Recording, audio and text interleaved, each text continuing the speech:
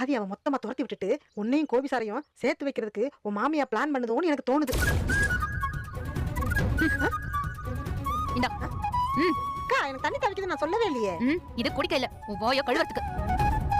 என்னக்கா நீ கூட நானே கொஞ்ச நாளா தான் ஒரு அளவுக்கு நிம்மதியா இருக்கேன். அது பொறுக்காம அவரை கூட்டிட்டு வந்து வீட்டுல வச்சிருக்காங்க என் அத்தை. அதுக்கே என்ன பண்றதுன்னு தெரியாம நான் முழிச்சிட்டு இருக்கேன். இதுல சேர்த்து வர வைக்கிறாங்களா சேர்த்து? எனக்கு உறுதியா தெரியலக்கா. ஆனா அம்மாவோட பேச்சு நடவடிக்கை எல்லாம் பார்த்தா எனக்கு அப்படிதான் தோணுது. அவங்க என்ன கடுகு அளவுக்காவது புரிஞ்சு வச்சிருந்தாங்கன்னா அவங்க மனசுல இந்த எண்ணம் வராது. ஒருவேளை வந்துச்சுன்னா மாமியார்னு கூட பார்க்க மாட்டேன். சரி சரி டென்ஷன் ஆகாத. ஏக்கா என்ன? ஒருவேளை கோபி சார் திரும்பி வந்தாருன்னு வச்சுக்க. நீ அவரை பத்தி பேசாதடி, நிறுத்து. இருக்கா நான் முடிச்சிடுறேன். ஒருவேளை கோபி சார் திரும்பி வந்தாருன்னு வச்சுக்க, நீ அவர் கூட சேர்ந்து வாழணும்னு சொல்லி உன் மாமியார் சொல்லுதுன்னு வச்சுக்க, நீ என்ன பண்ணுவ?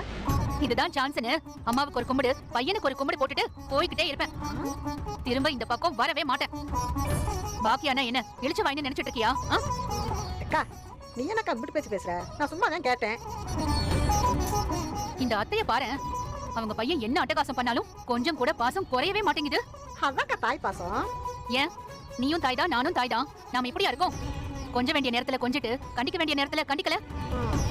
24 மணி நேரமும் தலையில தூக்கி சுமந்துகிட்டா இருக்கும். இல்லதான், ஆனா உன் மாமியா தான் ஒரு விசித்திர பிறவியா இருக்காங்கல்ல.